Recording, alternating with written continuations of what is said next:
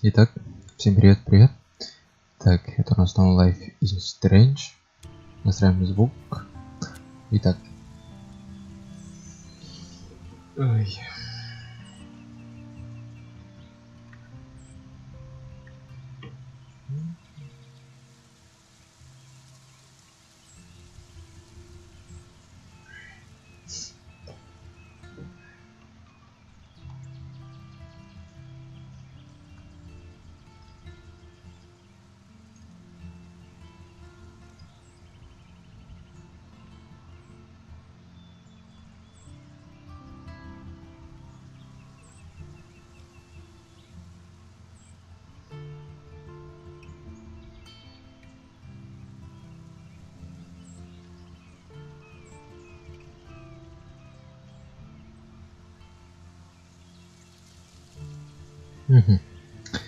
Итак, что же сегодня мы будем делать? Сегодня мы посмотрим комментарии от разработчиков. Нет, сегодня мы не будем вообще играть. Итак, он делится на 9 пунктов. Итак, первый пункт. Смотрим. 2 направления. Поехали.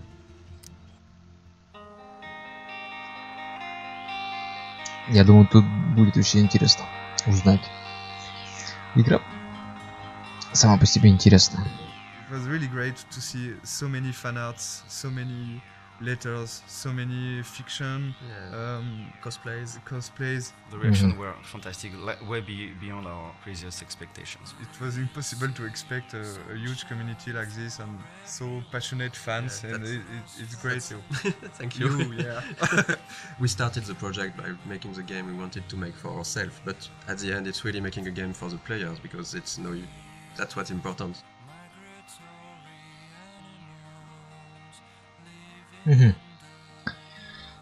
So welcome to the dev commentary of Life is Strange. We're really happy to be there and talk about the game.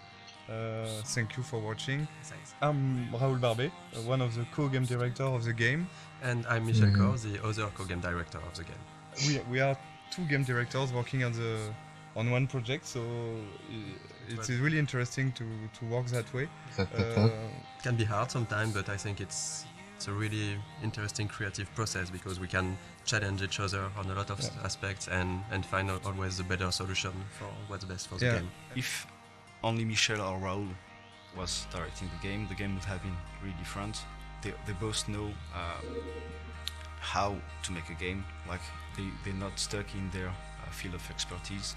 They know a lot of things about each department, and they had this direct contact with the teams. I'm more from the audiovisual and movie scene, so I was in charge of all the cameras with the camera team. I work a lot with the sound design team also, with the music. And myself, since I'm from an illustration background, my specialties were more on the art direction, and later for this game I'm starting to work way more with the narrative team and the voice recording sessions. It was cool because they have the similar vision for the game, so we didn't have a yes from one and a no from the other. Actually, Michel and Raoul are in the game when you think about it, because there are two game directors, so we have a contraction which is Michel. But if you put it the other way around, it's Raoul and Michel, so it's Rachel. I'm pretty sure they did it on purpose. The idea behind the game was because both of us worked on Remember Me, and there was some sequences in this game called Memory Remixes, and one of the founders, Hervé Bonin, asked this small core team to think about a game with this kind of mechanism. Very quickly came the episodic adventure game, because we wanted really to do something like that. There is really a lot of good ways interactive ways to tell stories. On an episodic format, you have to make a lot of choice for episode 1, because you won't be able to change after. A lot of assets have to be there in episode 1. Yeah. So the menu is one of those assets. It was interesting because there was a lot of variations. We did a lot of tries of what we wanted to show in this menu. The idea was really to basically show the most important locations of the game, So we can see the Blackwell Academy on the top right. We can see the lighthouse. We can see the town of Arcadia Bay. We are really trying to give a sense of location and just showing like the game world with the menu. We really wanted to make the player feel that all areas are connected, and the menu is a great way to do that. One of the main importance for us for the game was to have a peaceful game with this sense of you can take your time, and we wanted to reflect that from the menu. So we worked on those small wind effects and the leaves that are going around and the nice and soft music. It was just when you start the game, you should feel quite at peace and comfortable. And even when the menu evolves in each episode, there is some small details that are changing. For the menu for episode 4, you have the beach whaled. That's this kind of details we wanted to just add with the variations of the menu. The game takes place in Oregon, in the Pacific Northwest, in the United States. When I went back there on vacations, I've seen a lot of places that really looks like what we did in the game. So I guess it was a really big job of references to be sure that everything was correct, but it's also something that's really exciting about making a game, that you have to look at everything and to reproduce reality, and with of course our own lens and stylizations, but we really wanted this to feel like being in Oregon. Sometimes people ask us if we choose to have a game in the United States for marketing, for selling the game. We knew that we were fans of like TV shows like Twin Peaks or X-Files. They have those trees and the Pacific Northwest feeling. I think they are a great example of a small community thinking that everybody know each other and everybody is happy, but when you put something inside this community, it could be something supernatural.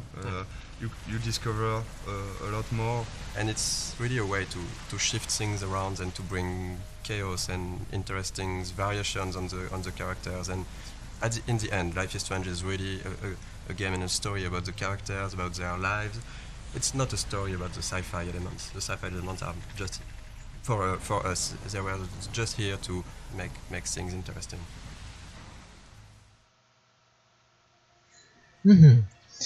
Ну, более-менее интересно. Итак, номер 2. Давайте поиграем в Life is Strange. Хорошо, давайте это посмотрим. Что тут нам расскажут разработчики. Поехали. Okay, so let's play the game and Yeah, let's play Life is Strange. So this is the very beginning of the game. I think this is one of the very difficult sequence of the beginning of the production, because this is the first time the player will see what the game looks like and will be inside the story. So we got a lot of discussion about this one and a lot of discussion about the shots, how we are going to present Mac's character. The important, as this is a video game, is the player to know where he has to go and the objective of each scene. This scene is a link to the end of the game, of course, and it's also to close the loop and begin with this scene, and when you know the end of the game was something we really wanted to have. So we can see all the FX, and we've got one FX artist, very talented, Thomas. Here you can see a lot of his work, all the particles, the tornado. We took a lot of time to work on this tornado, because when you're working on an episodic game, it's important to still hook the player from episode 1. So that's the kind of discussion we had about the rhythm, to when should we put something that has a bit more impact and that feels something that shows the player that there is something bigger. So this introduction was a bit like that. We wanted in Life is Strange the player to always know what Max is knowing and to just be with her. At this moment, Max doesn't know where she is, and the player doesn't know it either.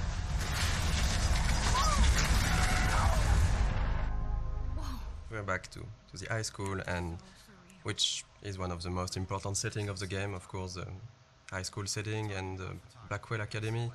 High school is something where the player will feel comfortable because he knows it, but the transition from the cliff to there is the twist of having something really different, and that should hook the player to say, oh, it's not just a teen story, there is more to it. And then of course we can go much over than that and twist it and change the characters, but it was an interesting starting point creatively.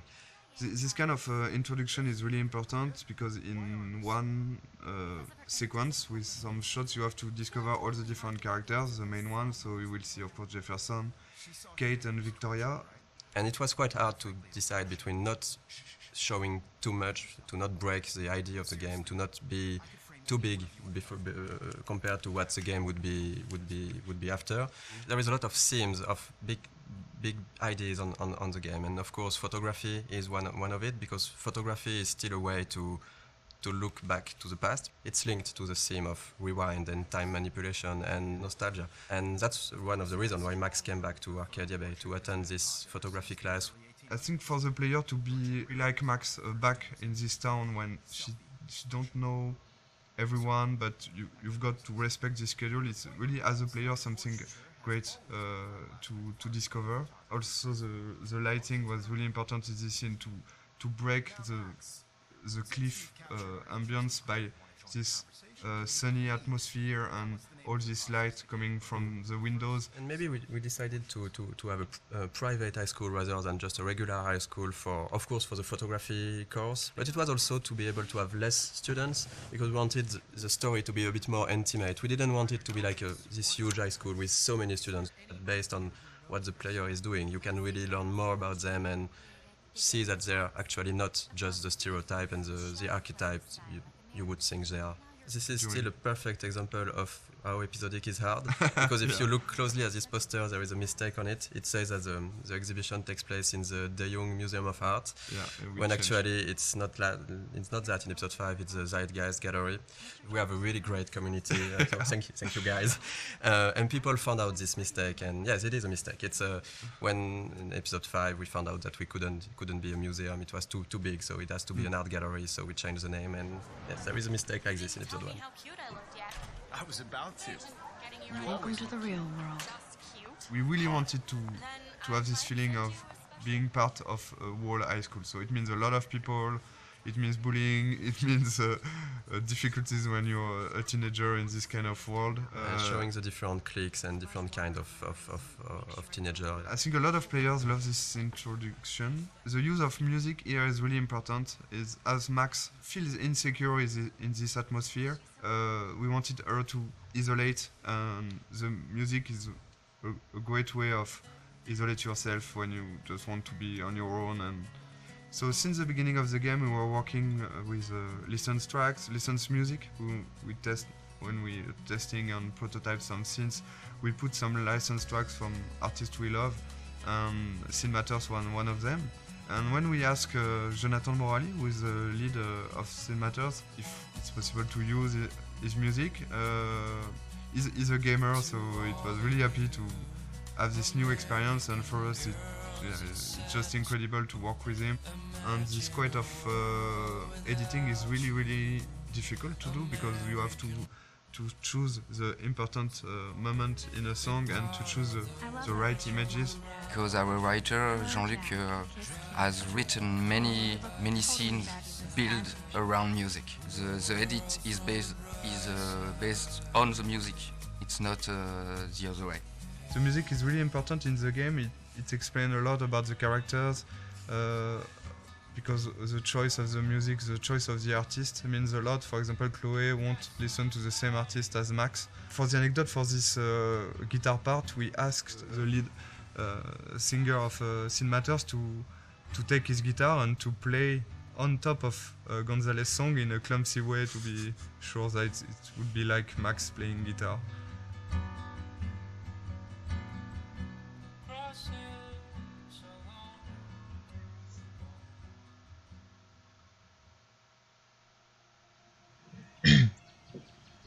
Ну вот, что-то узнали новое.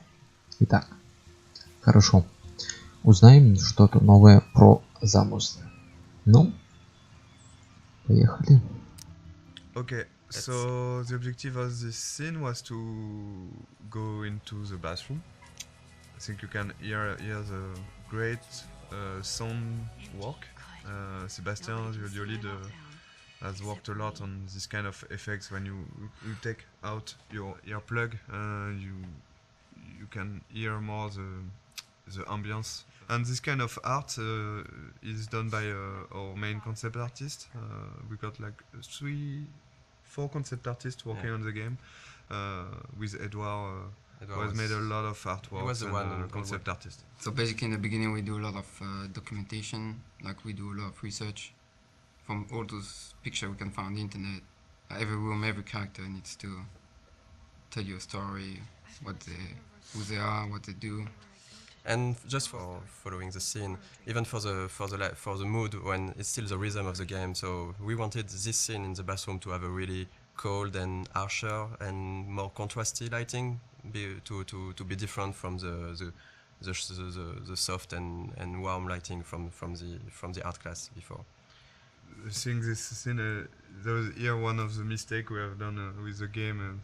For example, when Max is tearing apart the Polaroid. In fact, I don't know if you have tried to tear apart a Polaroid, but it's quite impossible. Yeah, you can. We tried it. You can't do it. It's too strong. It's plastic, it's and kind it's of, impossible to tear it like she does. But of course, there is a lot of symbolic behind this, and so we decided to keep it, even if it's non-realistic. Maybe it's a bad Polaroid quality, and we can do it. So you can see the butterfly coming in from the window. There's a lot of symbol behind this. The butterfly, of course, with all the butterfly effects thing, and the fact that Chloe has got some butterflies on her tattoo, and the color of her hair based on the color of the butterfly. Really something we wanted to. Here the blue butterfly is really, really important, and of course at the end of the game it's much more important. One of the fans' favorite, and of course a character we really love, Chloe. She's one of the most important characters, because at the end the choice is about her. It was really important to create this character the best way possible, so the player would learn to care more and more about her. But we really wanted her to be not that nice at the beginning, so when she's evolving during the different episodes, and she's getting nicer to Max, people would care even more about her, because she changed, and she likes the fact that she changed. If she was the nicest person from the beginning, it wouldn't be, I think, as effective that her going forward and changing toward Max. Sometimes some players hated Chloe during the first episode, and I think it's not a bad thing, because you can dislike a lot of things about her personality, and after in episode 3, and of course at the beginning of episode 4, there is really something more to this character, and I think it's like having in real life with a friend. There is always some things you don't like, and the relation between Max and Chloe talk about that, and I think it's really interesting to see how the player will learn to like more and more Chloe. And I think it was one of the biggest challenge of the writing process, because we have 5 episodes, we have a limited amount of time, and we need to find the good beats and the good pacing to make those characters evolve. It's a really intimate story, and it's mostly just centered on just emotional moments. All of the major choices that you make in the game are emotional. The heart of it is the relationship between Max and Chloe. It gets really dark and things get really hard for Chloe and really emotional. In the game, one of our goals was also to be able to talk about real life issues, about some social themes and difficult themes that can be experienced in real life. I mean, it's different to other games where there are bigger issues like situation of life or death or war or stuff like that. And in this game, we wanted really to focus on more human issues on a smaller level. The mood of the game and the themes of the game. It's the themes that we tackle in the game are not something that you see often in other games. We try to be mature about it. We try not to force it onto players, and we try not to be too brutal about it. We have issues like domestic violence, family issues. So talk about drugs, alcoholism, depression. It's part of a reality, and I think it was really important for us to not avoid that. And I think it's a great video game is also a great media to talk about that, because as a player you will be involved maybe more than just looking at a movie or reading a book. You will be really part and actor of this experience. We were not sure that Square Enix, the publisher, would approve all the themes, the intense scenes we have, and how we deal with them. And really early in the discussions, we were relieved to see that they didn't want to change anything. They just wanted to make sure that we deal properly with the scenes or themes, and this is exactly what were our intentions. So. It's again a key scene for episode 1. It's the first time you see Nathan and Chloe. First scene with the character is really, really important. We got a lot of information to give to the player. And we needed to show that Nathan was quite a troubled child, a teenager, I mean. So this is him talking to himself at the beginning. We had to fine-tune and to find the good words to use. Then we see Chloe for the first time. We have to show what's her character, so she's direct and a bit pushy to Nathan. We need still to understand what's happening, so they're talking about money, about drugs. We had to find the right hints to give to explain things, so we don't want to lose the player. Это что-то было просто интересно. Ну, мы опять что-то новое узнали. Ну, интересно, как бы это посмотреть. Следующий у нас идет номер 4. Выбор. Nathan Prescott is a punk ass who begs like a little girl and talks to himself. You don't know who the fuck I am or who you're messing around with. Where'd you get that? What are you doing? Come on, put that thing down! Don't ever tell me what to do. I'm so sick of people trying to control me!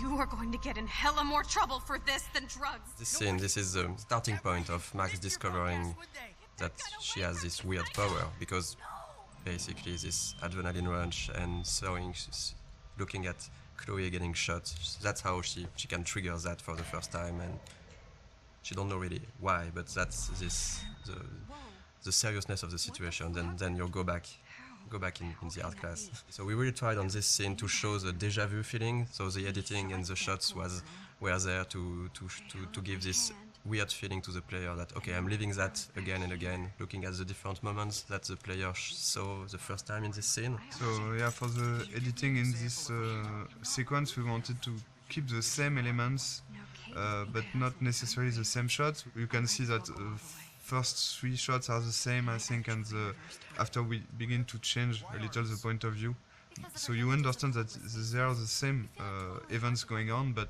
just seeing from a different point of view. And I think, to be perfectly honest, we don't have a good explanation for why she's going back to the art class, because we needed it. I've got one, but I will never tell you. I don't think it's a mistake, and because we also needed to explain to the player, so the player can learn how things are working, and it's quite hard to do. So we took this freedom to have Max go back to the art class, which, even if it's a bit contradictory with how her power works after that. We are using this to explore more of Max's personality, of the characters, and because that's the way we created the character. Max, as we've seen that with what she's thinking, she has a lot of insecurity, she has issues to go forward in her life, to take decisions, and now she has this ability to not going forward, but going even backward. So it's an interesting storytelling device to question with her character and with the player, of course, to question choice and consequences, to question fate, to question really interesting issues. I think Max would never have changed as much as here in our story without this power and without this sci-fi element. So it puts the player in a very interesting position, because she will ask himself why he's doing some interaction. He can undo the interaction and try something else, but also Max, by doing this, will ask herself, am I doing the right decision? Is it the good choice or not? So we deconstruct the mechanism of classic adventure game just by adding this power and the fact that you can undo things and try another things. Of course, in most games, you can do it with quick save, quick load, but it's like you said, it's only the player who do that, and that's one of the main themes of the games. That if I had the power to rewind and to change things, should I do it? Because sometimes it can be really seen as as lying, as if I say a lot of things that you don't like, and if I go back in time and don't say them to try to, so you're not angry at me, it's a bit tricking. So we are really asking those questions, and in the beginning of the game, we are letting the player and Max do it a lot. She's getting to make a lot of friends with this rewind. But later in the game, and especially in episode 5, we are really questioning this to see maybe it wasn't the right thing. Maybe what you did to try to lie to people with your power, was it really good?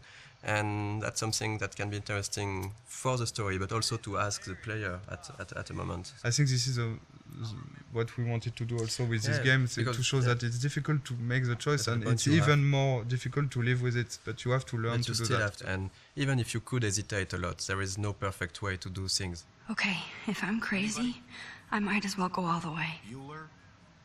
Can I actually reverse time?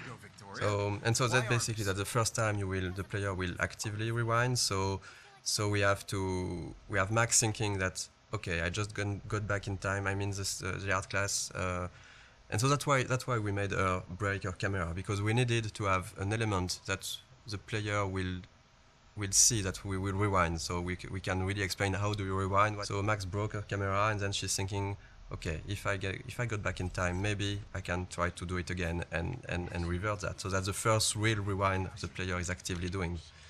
It's okay, we don't really want the players to use the rewind all the time, but since it's important in the beginning of the game to really show the player the tools he have, and it was important for us to have this in this scene, to have a lot of use of the rewind, so he can really, okay, I know how it is now, and now I decide if I use it or not. I hope I have enough time to get to the bathroom. Please, please. I can't tell anybody. They'll think I'm crazy. Since we are really playing the game with the point of view of Max, for her not everything is clear, so it shouldn't be clear for the player. But there is a lot of hints that should really guide the players to understand what's happening. We have a lot of symbolism with totem spirit animals. We have the doe, and you can clearly see in episode 4 that the doe is linked to Rachel, and it's basically somehow a presence of Rachel that's guiding Max at moments. I'm not sure that a lot of players notice that, but in episode 2 actually, when you see the doe in the junkyard, it's precisely where Rachel is buried. There is this mystic feeling around the town, and since we didn't want to clearly explain everything, it's part of what makes Arcadia Bay a bit different and a bit special. Угу. Так. Далее у нас идет живой мир. So yeah, we're going to play a bit of the junkyard scene. Yes, so it's we love the junkyard scene because a lot of different elements, but the first one I think is the environment. I think the environment artists have made something incredible here. For Life is Strange, we really wanted to have a stylized rendering. We didn't want it to be realistic, or so every texture has been hand painted to give this impressionistic feeling. And I think in the junkyard it's really interesting because there is so many details that's where this kind of simpler texture are working well. Because if this scene was overly detailed with cracks in the rust and everything, it would become really noisy to look at. We did a lot of work on the lighting effects and the atmosphere, so it was really important for us to capture this morning feeling with very, very cold colors in the fog, but a slightly warm sun that just bring some soft and warm feeling to the scene. This scene is also a good example of what we want to do in terms of environmental storytelling. We've got a lot of different objects who are there and who has their own story. And okay, let's do this. Can you find 5 bottles while I prep the shooting range? Beer and guns? Nice combo. You can handle it. Now go find us 5 bottles. This is one of the best please. puzzles of the game, I think. Yeah, I think it is. I think it's mostly the final bottle that was really hard to find, and we did a mistake on it because it was maybe too well hidden. Our goal for this was just to allow the player to push the player to visit the place while looking for those bottles, because there is a lot of interesting things to discover. Basically, the junkyard is where Chloe brought Max to try her power, but it's also where Chloe and Rachel were hanging out together before Rachel disappeared. So this place here was this small hideout for Chloe and Rachel, and we tried a lot of what we did in the whole game with environmental storytelling can be seen here, because there is a lot of everything that we really like to tell with the environment. It's a good way to, of course, to show more to the player. So it's also to give rewards to the player who want to know more about the characters and who is curious, because you can do this whole scene without looking at every details, but there is some hidden stuff. This one is harder to find. I think that not every player find it, and this is a big letter that Rachel wanted to write to Chloe, and maybe never gave it to her. In Life is Strange, we really tried to put a lot of attention to the details. So we have a lot of various levels of things, and if you look around, you can find some really small details that are useless to the main story but interesting. Actually, we start to play with that, putting more and more things in corner, in dark area, to see if the player can spot it or not. And usually they did. There's a noticed things that we thought they could not notice, like on a shirt we have letters that when you put in the right order it says no fucks given, and they noticed. I don't know about this. Are you afraid of getting in trouble? Oh, boo-hoo, Max is afraid. I know you can handle this, and I'm here to guide you. Make me proud, sister. Life is Strange is a game about choice and consequences. So we have a lot of choice you can make in the game, which will have consequences later on in the same episode or in the other episode. And there is one big choice in this scene, right, that will happen, for example. Yeah, the idea for each choice is really to have not easy choice to take, even if it's not life or and death choice, like you could have in other game, or it's more everyday life choices. The important is really to make your own and to decide to live with it. So that's why with the max power it's of course more difficult, because you can try a choice, you're not sure, you're going to rewind and you're going to make the other one, but the important is if you want to continue and to move on, you have to keep on one and live with the consequence. So this is in this choice in particular. What do you want to do, Michel? The first one. I don't think I would shoot a guy anyway, so I would say we won't shoot. I won't shoot. So you can see directly some consequence. It means that you don't have gun anymore, because Frank is going to take it. Chloe will be pissed off. You can of course rewind and try the other one. But something that's really interesting, because it was a lot of work at the beginning, because we were thinking that if you have the rewind, does it not completely destroy the fact that you are making choices? And actually, we've seen that players are really hesitating. We've watched some Let's Play video, and we've seen players just, even if they knew that they could go back, they were hesitating so much when they make a choice. I think it's interesting.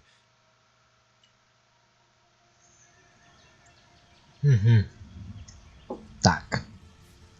Живой мир мы посмотрели. Узнали много нового, блять. Ну окей. Так. Момент. Поехали.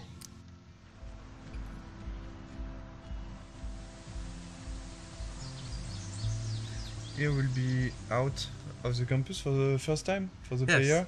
So this is the first time the player will be able to use his power when he wants. He can do before, but there was no so many interaction and puzzles. Here we really wanted to have a lot of different things to do, talk with people, use the power just to see fun stuff. But we use this kind of environment for the players who like to take their time and just to talk to characters, to look around. It really gives a sense of presence to Max, to the world. The important aspect of the game is really to give some rewards to the player who want to do that and to want to take his time.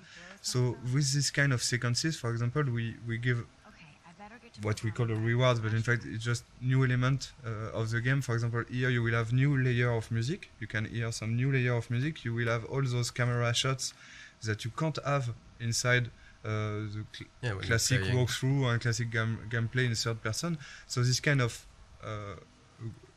beautiful shots you have only because you have chosen to take your time and to sit on the fountain. So the music, the shots, and of course the voiceover of Max also at the beginning. We hear what Max is thinking just here. So this kind of rewards will push, we think, the player to do that again and again. So this is really something we wanted to have. In this game, it's always feeling a bit like what Max is feeling, and it was we really wanted to focus on those moments. It was really capturing the moment when you can really take your time to reflect on yourself, and that's what Max is doing in those scenes. That's something that not a lot of games are doing, to let the player take his time, because in a lot of games it's just like you need to go forward, you need to go to this checkpoint, you need to do this and this. Since the beginning, we wanted the rewind to be a tool that the player can use when he wants, where he wants. It won't be scripted rewind sequence, for example. On a technical point of view, you have to record all the different things that happens in the scene. Since you can rewind time, you can basically be at any part of the scene at any moment you like. Designing puzzles with the rewind was very, very hard. When you think it's done, you think you've seen everything about it, you think the situation is in place and is going to be working well. There's always this tiny little thing that's fucking it up. Those elements are not really deterministic, so when you rewind, you're not sure that you will be able to restore the particle system in the same state. Seriously, do not forget I need those papers before tonight. Like now. Thanks, Sherry. And this is the dormitories. This is also something that was interesting for us, is to talk about dorm life. So we wanted to use this setting because we can really talk about social issues, like the girls have their room. Do you really like the people who live next to you? How the relationship are working inside the dormitories? Like right now, it's interesting if you have different music that can come from the different rooms. It's a really interesting setting to set up a lot of characters easily. Here the idea is really to again have this believable universe of the students. We have to focus on what we want to tell and what we want to develop.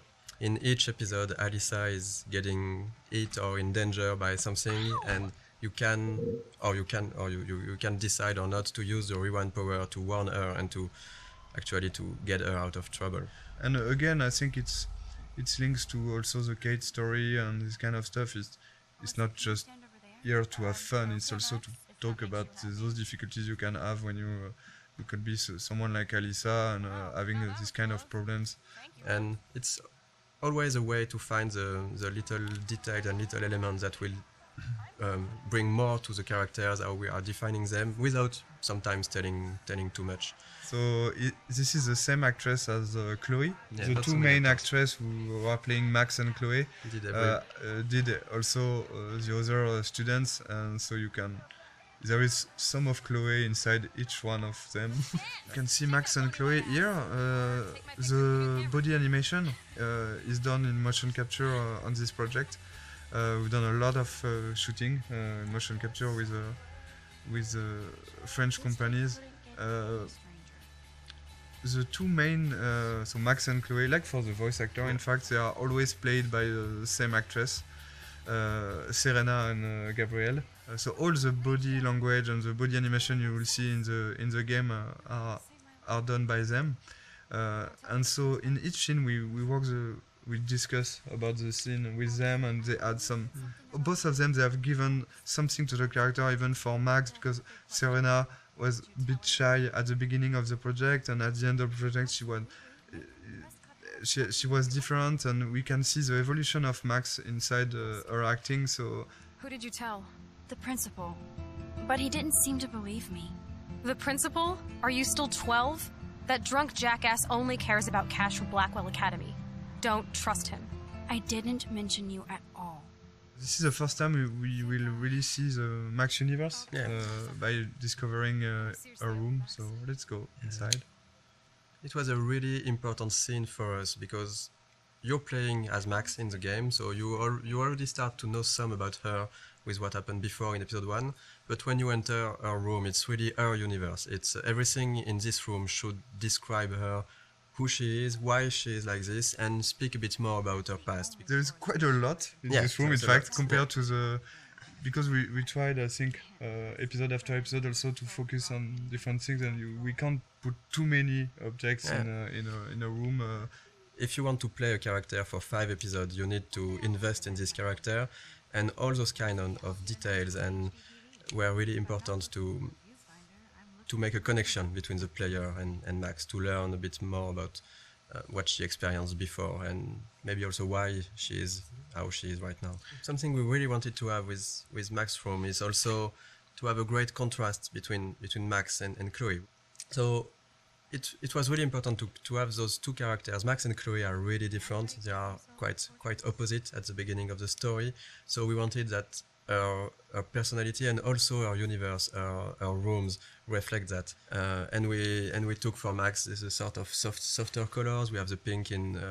I think her bed cover is really soft. You have the small cushions with the flowers, the teddy bear. We've got a lot of different environments in the game, but we wanted really to be able to revisit the environments and to have other scenes taking place in the same environments, but telling different stories and telling different sequences. So, for example, in this room, when you go back here in the house, in the alternate reality, we will find an empty room of an empty Chloe room, and you have been here so many times before the episode 4 with Chloe, having fun with Chloe, listening to music. Going back here without anything, you will directly see what you've lost and what this another reality means for Chloe and for you. Max, try to find the light for the pool. I want to see the sharks. Otters don't like sharks. They bite. So do I. Hit that light. We've done the same with the swimming pool, for example. We've got a great scene in the swimming pool between Max and Chloe when they are alone during the night, and after you got this huge vortex party, which is a really different atmosphere. So this is kind of... On the production point of view, it's basically a brand new environment, but it's still in the same place and with a lot of similarities. So it's really important to show. It was important for us to show the changes that Max can create with her power and the changes to the characters and to the world.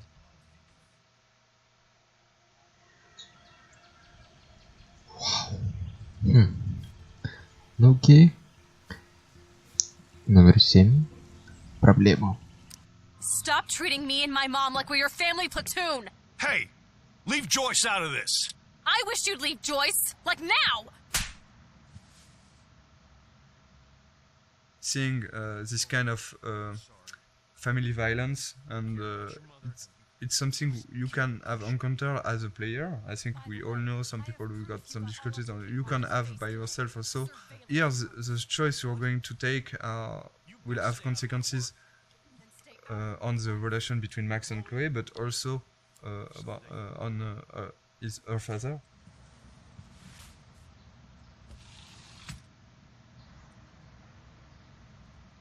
Hey, you okay? Welcome to the real step douches of Arcadia Bay. I'm sorry. For what? He would have been a bigger dick if he caught you in here. David could seem very archetypal. Yes, and again, one dimension at the beginning, but then we are making episode after episode, you can see that maybe he's very he's got his own reason to be like issues. this. And I think not at any moment we are justifying the fact that he could hit Chloe or be how it is, but just showing a perspective that not everything is black or white. So we did a lot of research to be sure that we were dealing with those themes in a good way. Too much gamifying this, we could really maybe hurt some people, and if we are talking about issues those people have had and not making it right, it could be worse, and it couldn't be the opposite of what we wanted to do at first. So here is a Kate character that you have met in the first episode, but not so much, and the episode 2 is really focused on Kate and Kate's story and Kate's difficulties. So, but this scene is a good way again to how we try to advance the story about Kate, but also try to show more of the other characters, Victoria and Taylor. So we are continuing of what was shown about Victoria in episode 1, like of course that she's really a mean person, that she's harassing Kate because she makes fun of her. And so this kind of scene, yes, we are really trying to advance the story, bring out more of the characters, and of course there is great cameras on it. All over my face. Max Selfie thought she was a badass taking that picture. We wanted really to talk about all the cyberbullying, the fact that it's quite difficult for a teenager nowadays to be connected as everyone is now.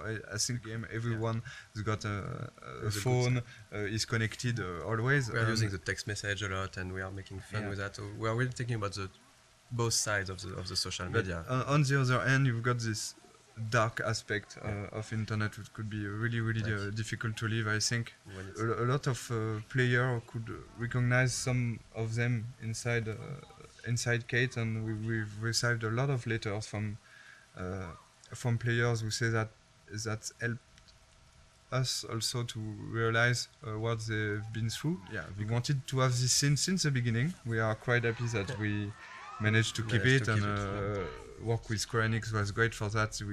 We managed to keep a lot of difficult scenes like this one. It's not only about talking about those themes, it's also to be sure that it's anchored inside our story.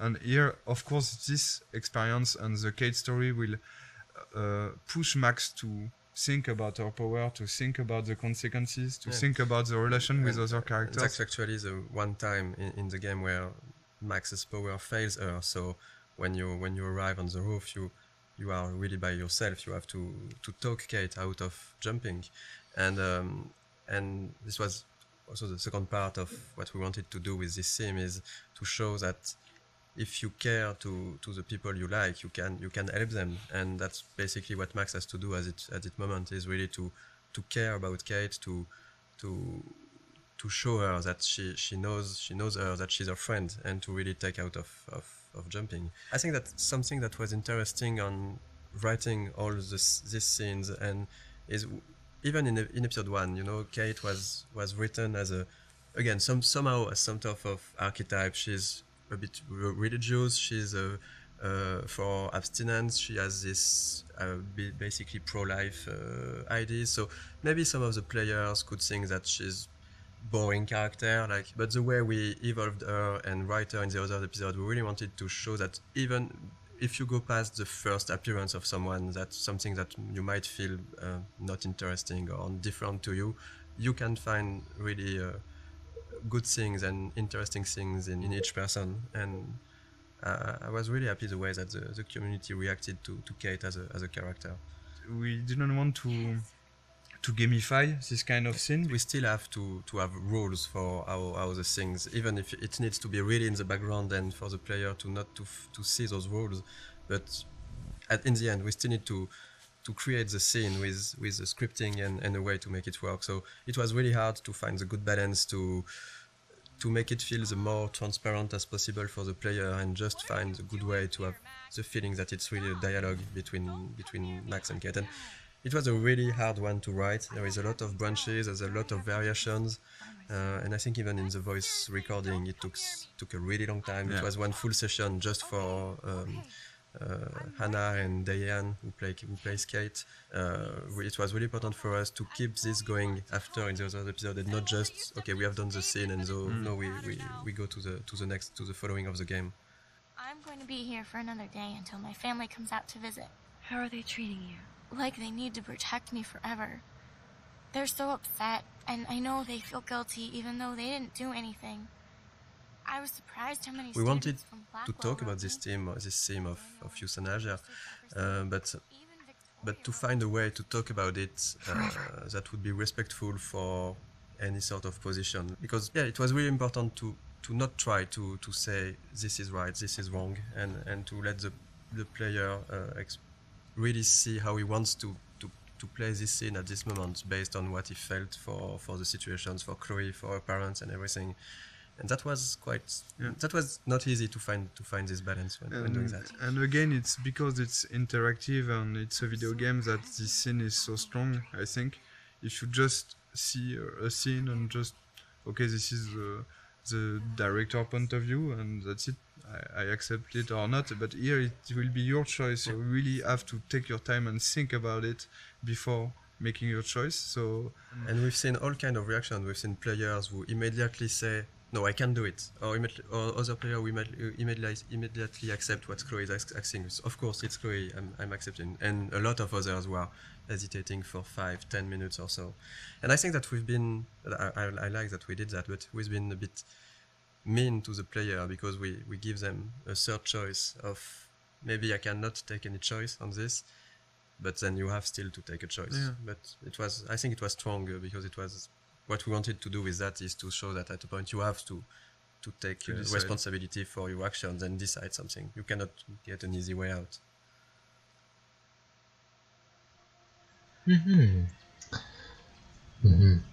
Так. Еще что-то новое узнали, хули. Теперь номер 8. We took a lot of photographs, even some of the the no weapons, the no bullying, no weapon. Yeah. We took photographs in some high school in. It wasn't in Oregon, but it was near Washington, so it's still in the Pacific Northwest, near Seattle. And we took some of those. We just adapted some of those posters, and even for example, like this for the map.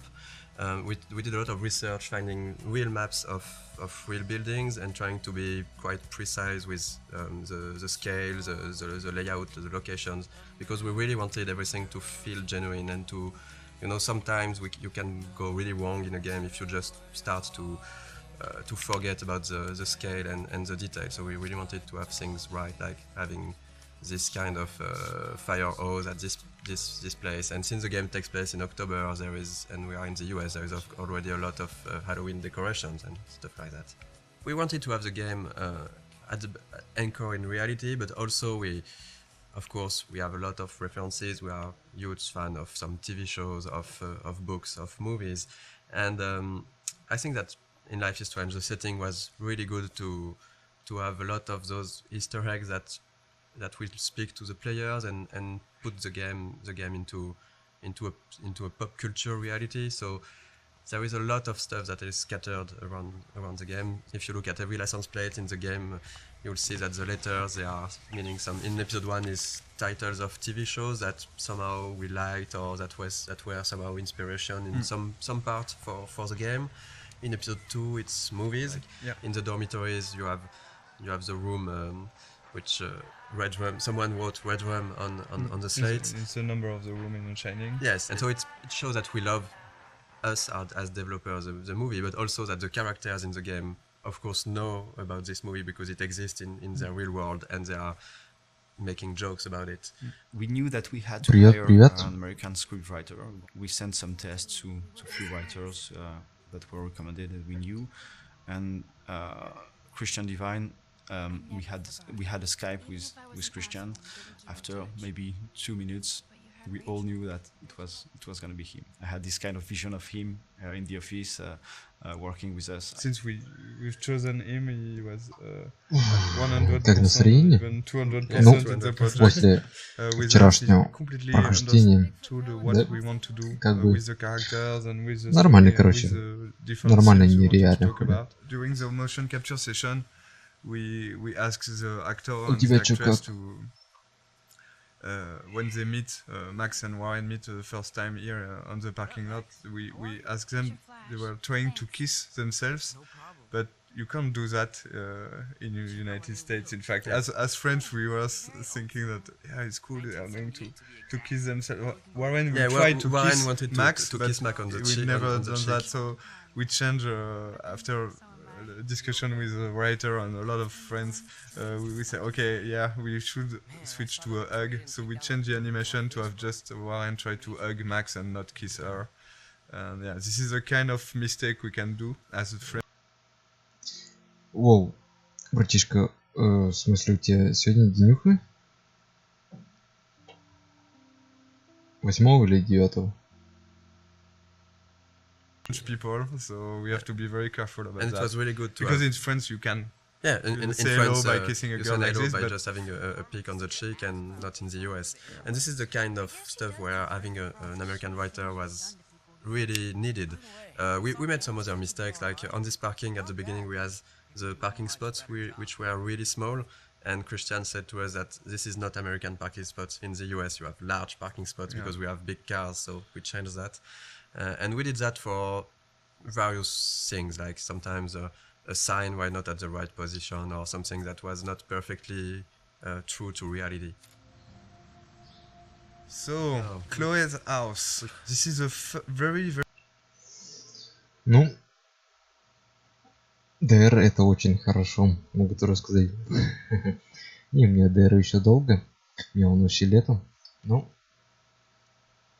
что могу сказать? Сколько тебе исполняется? Very first scene we've made for the game. So this is really the scene that we have modified a lot to create Life is Strange. This is also the scene with which we sold the game to Square Enix. That's the scene we showed to publisher. The first time I tried the game, it was the Chloe's Room, a really early prototype, and it felt fantastic to play it. I was literally smiling while playing it because the scene was working really great already. Even though the environment, the characters were not final, it was really good to play. And we Неплохо. Ну, что могу пожелать тебе, хули? Не пей, не кури, учись, занимайся спортом, и в дальнейшем все у тебя будет хорошо. Играй только в хорошие игры, в плохие не играй. Это на твое усмотрение. И обязательно у тебя будет все хорошо. We decided to use this scene because there is every mechanism is here, but there is also a scene that shows really what Life is Strange is, because it's a story about those two girls trying to reconnect. We had the two main characters. We had strong issues with what happened with David later. So we have the environmental storytelling when you're visiting a different part of the house. We have Zen sequence. It had the feeling that we really wanted to push for the game. This slow-paced, nostalgic feeling. I think that this scene is really a really good one to show that in episode 1. At the beginning, it wasn't exactly like that. We got different outcomes, and so the scene which is in the game now is really different from the very first prototype. At the very beginning, it was only the arguing with David we have done in motion capture, and I've played with Jean-Luc. Ну да, раньше они вообще выглядели прикольно. И поэтому я сейчас смотрю комментарии от разработчиков. Тут они рассказали то, что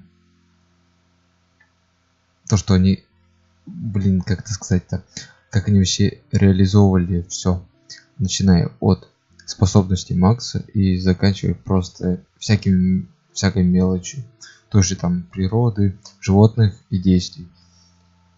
Ну, как бы вот так.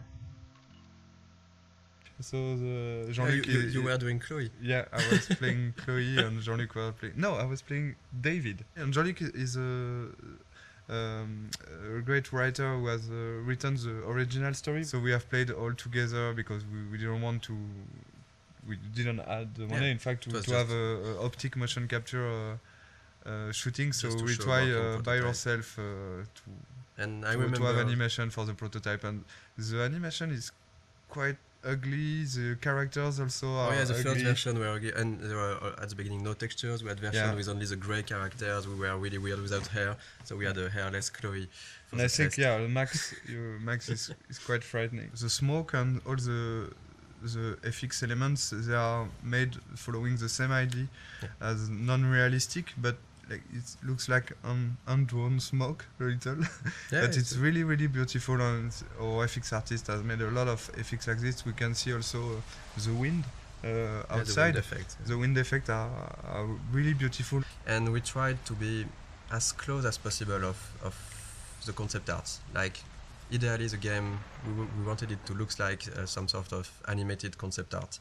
And I think it's really the 3D environment artist and the concept artist, they did a really great job on that, because if you look at the concept art for this room and the 3D final scene, it's quite pretty close. We have those low detailed textures, but this feeling of light but it's a lot of details that we tried everywhere. Even if the lighting, if you look just at the light on the drawer, even on the light we have this small bending that gives the feeling that the light is hand painted. So we did a lot of work on everything, on lighting, visual effects, textures, to have this cohesive style. And вчерашний стрим, ну да, я уж не стал его делить на две части, как это делал с каждым эпизодом, делил их на две части и проходил по две части. Но в этот раз я решил пройти от начала и до конца за одну часть.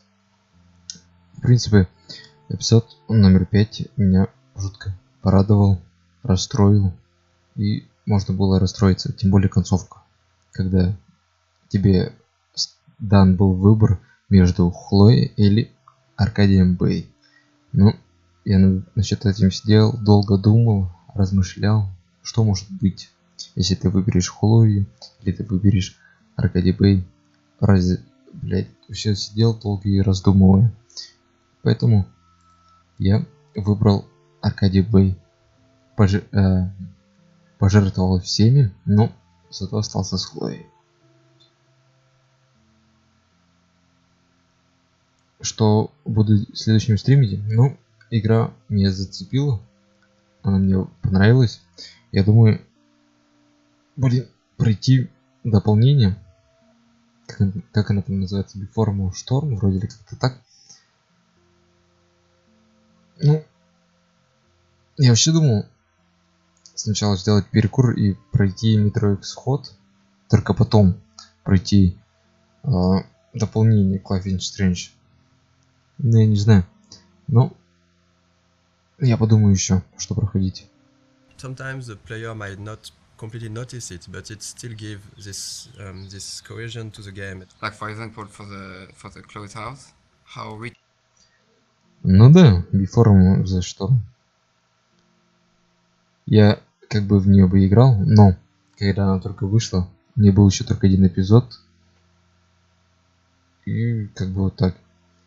Ну, я как бы думал сначала вот пройти первую часть Life is Strange, потом сделать маленький перекур, то что пройти не дополнение Before the Storm, вот этот, который, а вот именно, не знаю, какую-то игрушку, может там Far Cry новый, который его дал, или Metro, и только после этого вернуться в эту игру.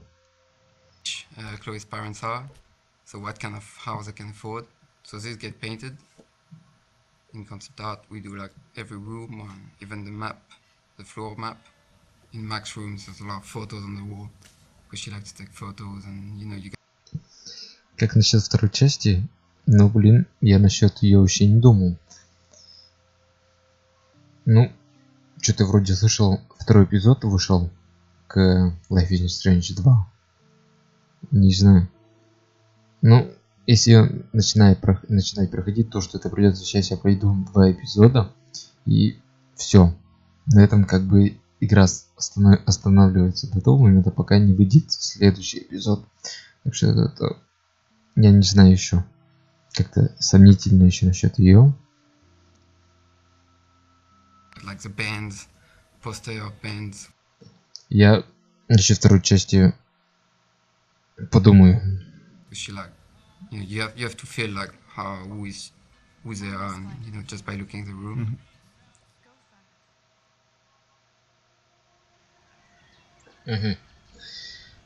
Так, осталось у нас последнее 9-е. Голоса Аркадий Бэй.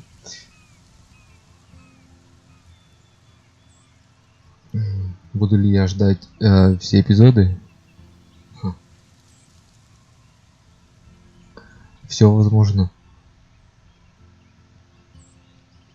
Мне бы хотя бы просто посмотреть первый эпизод, о чем игра, как и что.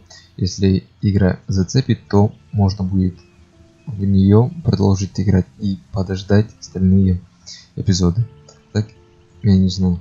Может, вообще так просто не придется их ждать.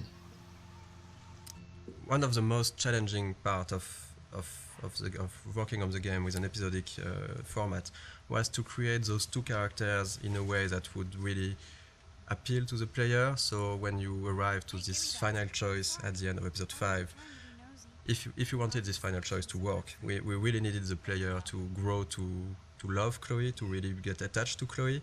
So... Ну да, это я помню. Но как бы хотел бы сначала пройти и дополнение, именно Life is Strange, вот это Storm of the Before, и только потом браться за вторую часть. Ну, потому что первую часть я как бы понял, но не так. Почему именно Хлоя с Рэйчел подружилась и куда она вообще пропала? Нам только рассказали, ну, мало тут что-то раскрывает про кого-то. А вот в дополнении там именно и рассказывается об этом. Two of the biggest challenge was, of course, the writing and the voice acting to make that happen. Of course, the story was written as a whole since the beginning, so we couldn't change massive stuff, but small details could be added, a line of dialogue for a character, or episode 3 when you visit Kate in the hospital, and it wasn't supposed to be here, but we've seen how people loved Kate. And we realized how much it was important to have a scene like this one. It's a way of finding the voice of the character. So sometimes you just need to think about expressions or words that one character will. Не, времени-то так-то много решить на это все. Но, блин, если после этого проходить вторую часть и потом возвращаться к дополнению, то мне-то какая разница. Я-то обязательно это их все пройду. Но можно будет и запутаться. Там же вроде совсем другая история. И так, и так. Как бы вот так. Но я обязательно пройду ее. Use and the other won't use it, and that's how you grow to like those characters, because when in episode 3 or 4 Chloe at the moment use the word Hela, the players were waiting sometimes for it, and they recognize that okay, it's Chloe because she's using that. So we're working with Blind Light in Los Angeles, and they sent us a lot of different voices to listen to them, and we have to decide. So we decided with Michel, Sebastian, and the producer and Square, which one we want. So it was quite difficult. For example, for Max, we've got like 40, I think. I guess we got 40 voices. Different castings. For Chloe, it was 30, I think, something like that. Most of the time, we were quite sure and quite agreeing on the actor. It was really hard for Max, because it's always on our mind, like, are we really sure that we're doing the good choice? Because it's so important. I don't know the number of lines she has in the game, but it's almost, I think that there is almost 14,000 lines in the game, and I think that more than 10,000 are from Max. I've never played a character that I related to so much. I have a lot of the same issues that she does with her confidence, and so getting to play someone that seemed so similar to me was really an extraordinary experience. I really feel like I'm grown. Ну, я не знаю, как бы можно что-то еще и пройти помимо этого. Ну, короче, надо будет насчет этого всего думать, что и как прийти. Или вообще что-то другое сыграть. Это пока что игру отложить на полку. Ну, это надо будет думать, что и как следующее будет. With her. We'll help you. Just let me go and. The fun story is for Jefferson. The guy we choose is Derek Phillips, and after we choose him, I discovered that he was Derek Phillips, and he's actually playing one of the main recurring character in the show Friday Night Lights, which is one of my favorite TV shows. Well, this has just been really fun for me, especially coming from the standpoint where, you know, when I auditioned for the role, I wasn't sure if Jefferson was going to be the bad guy in this. So, you know, you just kind of came in and we would do our voiceover sessions, and he was just a cool teacher. So it was kind of neat to find out about this twist. Вот насчет Far Cry, неплохая идея. Ну, Я, в общем, не фанат Far Cry, но проходил. Мне 3-я часть понравилась. 4-я так себе, я ее не полностью прошел. Потом 5-я. Вот 5-я часть, вот я тоже ее проходил. Ну, может, 50 на 50. Может и больше. Но она интересная. Очень интересная. К сожалению, в 5-й части, как и в метро, главный персонаж не говорит. Это, неинтересно. А насчет нового Far Cry, неплохая идея. Можно будет ее пройти. I mean, I'd kind of heard that might happen, but I didn't know for sure if it would, so it was really, really fun to play with that. So we are really proud and happy to have Anna and Ashley for Max and Chloe. All the voice talents we've worked with were really involved. They've given something unique to those characters, and that's why it has worked also. It's because there is a part of their soul inside their character. For Hannah, for Max, one of the hardest part is that there is so many lines of inner voices. So Ну да, Far Cry 3 этими и запомнился. Тем более вас. Это вообще самое лучшее. Ну, я так думаю. Не только для меня, может еще для кого-то самое лучшее это 3-й Far Cry. Может для кого-то и 2-я, и 1-я. Или там 4-я. Для каждого своя часть запомнилась. So it was really important for Hannah to give something great for those, and I think it was quite the case. And for Ashley, one of the really hard part is that there is and for Hannah too, there is a lot of really emotional scenes. I really wanted to sell the moments, and I was putting pressure on myself to make certain moments, like with Rachel, lots of the moments that happen in episode 4. I really wanted them to feel real. And I'm constantly on this roller coaster, so I had to figure out how to harness those feelings so that I could use them to. Ну, если что, информация будет на основном экране. Я сделаю новую заставку на этих выходных.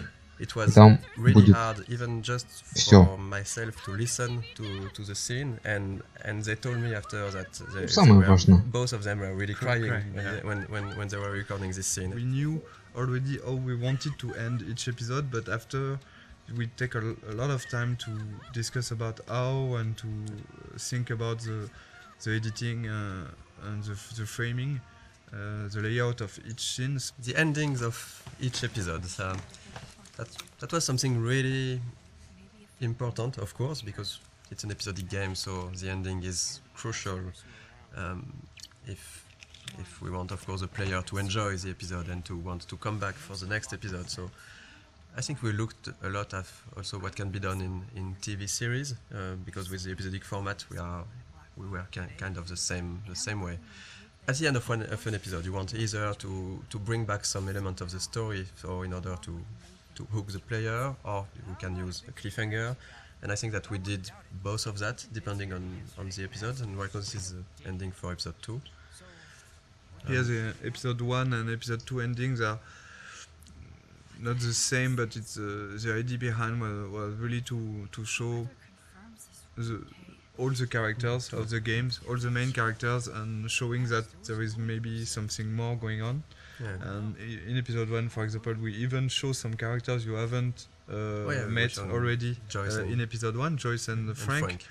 And you will find them back here at the end of episode 2 in small scenes. And так мы тоже тут. Ой.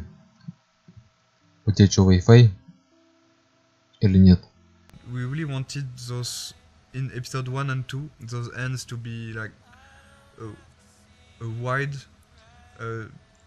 description of all the characters and all what's going on, and also showing other aspects of each character. For example, seeing David on the with his head on the shoulder of Joyce, seeing Victoria and Nathan in the principal and Jefferson arguing.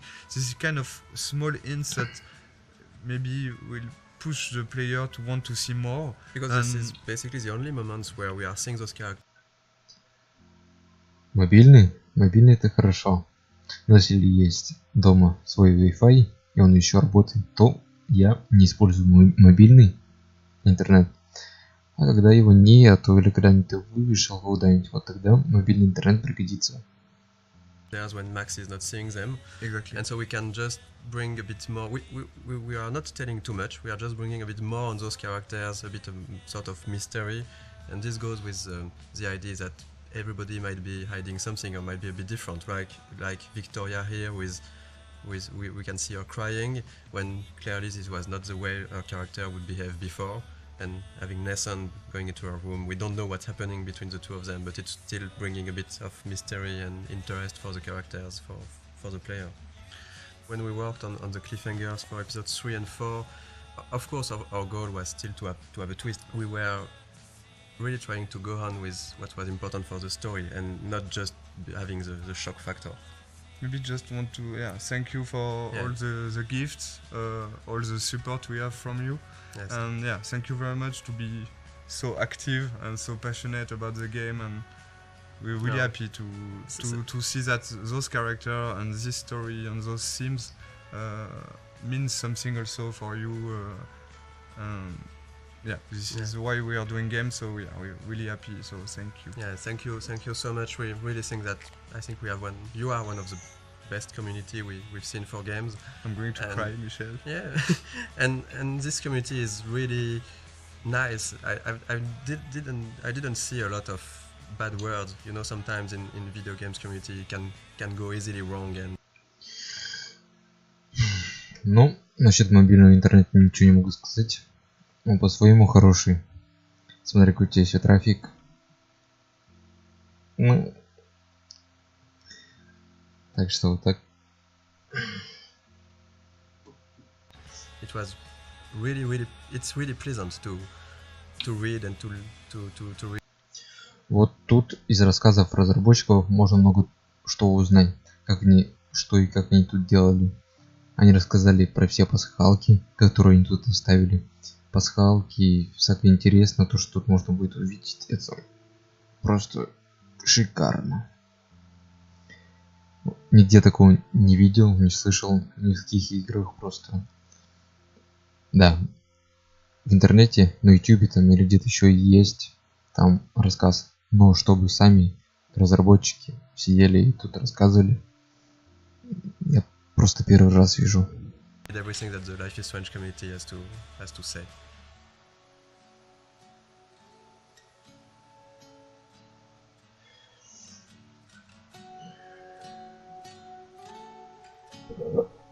Ну да, но заодно люди, те, которые озвучивали на русский язык, они перевели полностью все, не только язык, но и интерфейс, все остальное на русский язык. Ну, походу у них не хватило времени перевести вот это, о чем говорили разработчики. Максимум то, что они озвучили, перевели, это интерфейс. Тут он полностью на русском языке. Ой. Такое обновление. Ну да, вчера я выбрал пожертвовать РКДП, оставив Хлою в живых.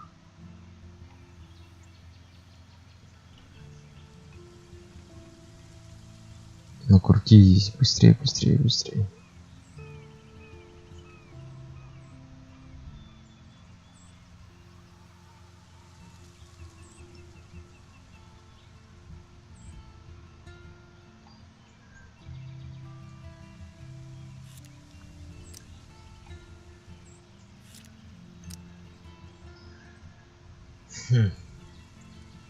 Так, и тут у нас все выборы есть. Эпизод номер 1, эпизод номер 2, эпизод номер 3,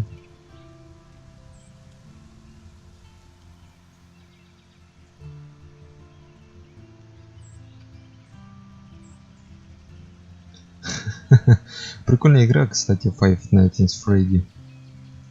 В смысле, сын соседки, видимо, любит поиграть. Его настолько слышно, то что... Как он реагирует на вот это все.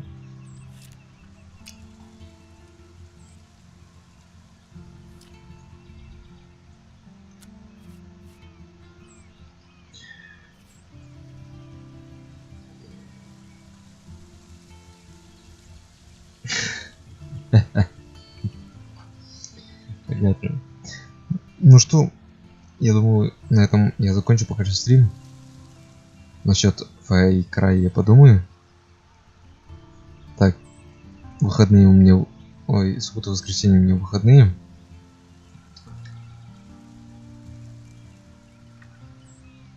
В третью часть. Неплохо. Надо будет тоже в нее сыграть. В субботу, воскресенье, выходные. Думаю, я... Ну да, это завтра. Думаю, насчет Far Cry это...